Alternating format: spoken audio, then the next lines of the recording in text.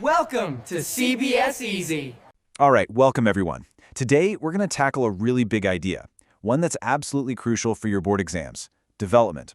Now, it sounds like a simple word, right? But trust me, it's one of the most important and surprisingly complex ideas in all of economics.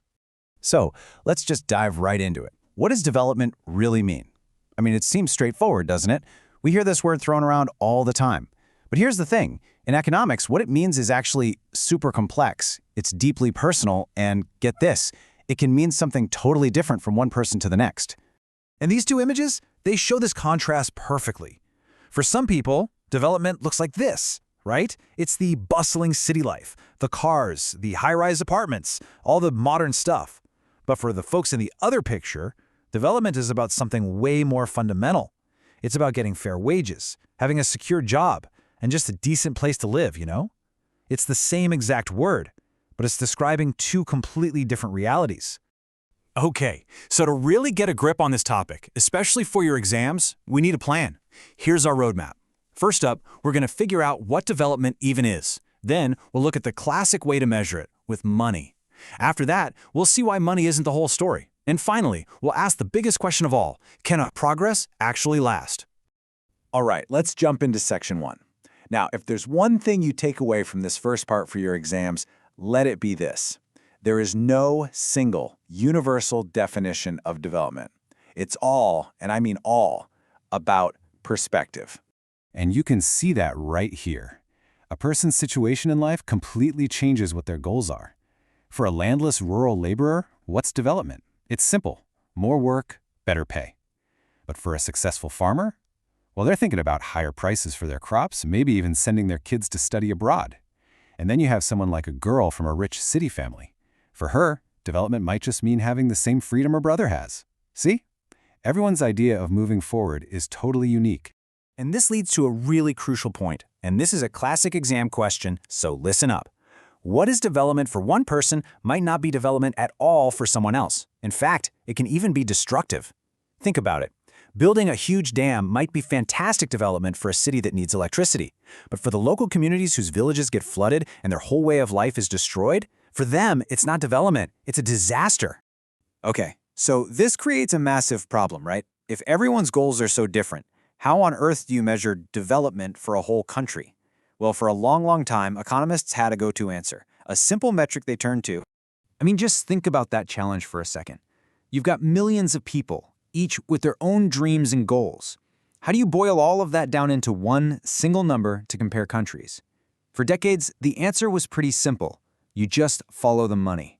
And that brings us to this key term you absolutely have to know: per capita income, or PCI. The idea is really simple, just like you see here.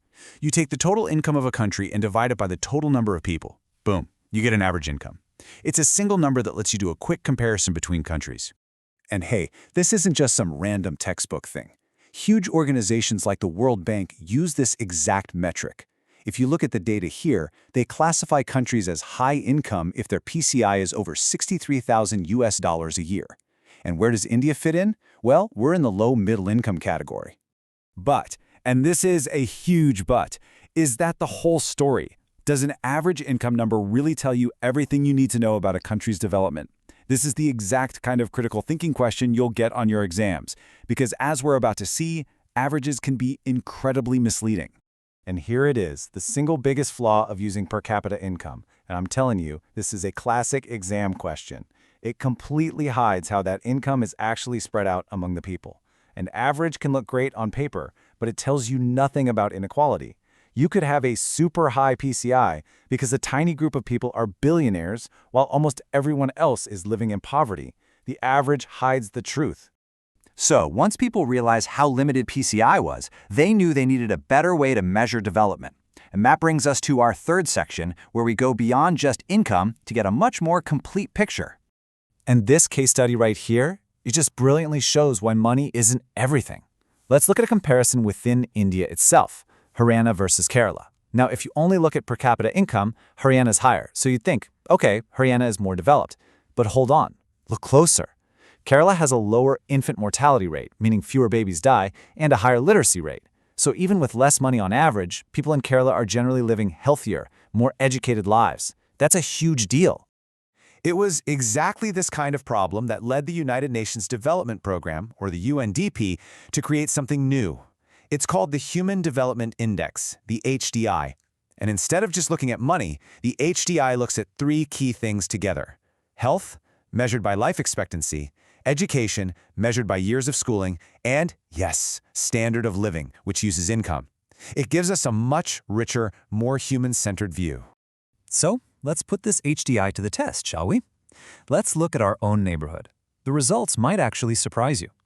Take a quick guess. Which of India's neighbors do you think has a higher human development ranking than us? Okay, let's look at the numbers from the latest report. India's rank is 134 out of 193 countries. Now look around. Bangladesh, a country with a smaller economy, is actually ranked a bit higher than us at 129. But the real shocker, Sri Lanka, they're way ahead at number 78.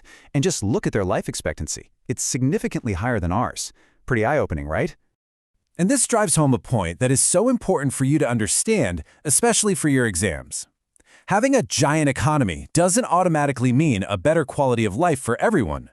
The HDI shows us that things like health and education are just as important, maybe even more important, for what we call true development.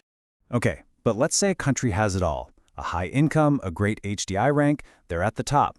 Even then, there's one last, absolutely massive question we have to ask. Can it last? This quote right here says it all, doesn't it? We have not inherited the world from our forefathers, we have borrowed it from our children. Wow. That really frames the idea of sustainable development perfectly. It's this powerful reminder that we can't just think about right now. We have to ask, is the progress we're making today stealing from the future? Let's make this real. Look at groundwater in India. Now, technically, it's a renewable resource because rain fills it back up, but the evidence we have now is pretty scary. As you can see, almost a third of our country is overusing its groundwater. We're pumping it out way faster than nature can put it back. We are literally draining the well for future generations. And if you think that's bad, the problem gets even more serious when we talk about non-renewable resources. You know, the stuff that once it's gone forever. And our entire modern world is basically built on these, especially on crude oil. 50. Just remember that number. 50 years. At the rate we're using it right now, the world's known reserves of crude oil could be completely empty in about 50 years. I mean, think about that. This isn't some far-off sci-fi problem. This is likely to happen within the lifetime of most of us watching this. So this all leaves us with the ultimate question. And it's not just a question for this chapter in your textbook. It's a question for our entire future. What should our real goal for development be? Is it just about making more money and getting a better HDI rank today? Or is it about creating a kind of progress that's fair, that's just, and most importantly, that can last for generations to come? That is the debate that sits right at the very heart of this chapter. Thank you for watching with us. See you next time.